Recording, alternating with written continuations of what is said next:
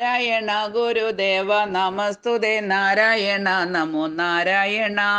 ചേർത്തല ദേശത്തൊരു നാളിൽ ശ്രീ ഗുരു പാർക്കുന്ന വാർത്ത പരന്നതോടെ ആർത്തരും ആലംബഹീനരുമായുള്ള മർത്യരനേകമണഞ്ഞിടുന്ന ക്രൂരമം ചെയ്തികൾ നേരിട്ടെതിർക്കുന്ന ധീര മനസ്സിനുടമ ദേവൻ. തീരാത്ത ആദികൾ മാറാത്ത വ്യാധികൾ ഓരോന്നും മാറ്റി തൻ മായയാലേ ചാരുകസേരയിൽ ദേവനിരിക്കുമ്പോൾ ചാരത്തൊരു പൈതൽ വന്നു നിന്നു. കാര്യം മനക്കണ്ണാൽ കണ്ട യോഗീശ്വരൻ നേരെ തിരിഞ്ഞു പിതാവിനോടായി.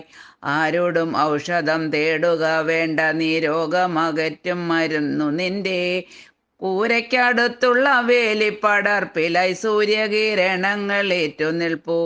നീരു പിഴിഞ്ഞതു കുഞ്ഞിനു നൽകണം അർക്കനുയരുന്നതിനു മുൻപ്.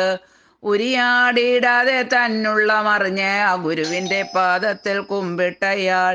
തിരുമൊഴി കേട്ട ഗുരു ഭക്തൻ പിറ്റേന്ന് അരത്തുടമ്പച്ചില ചാറു നൽകി. പിരിയാതിരുന്ന വിമ്മിഷ്ടം പിന്നീട് ഒരു കാലത്തും സുതയിൽ കണ്ടിട്ടില്ല.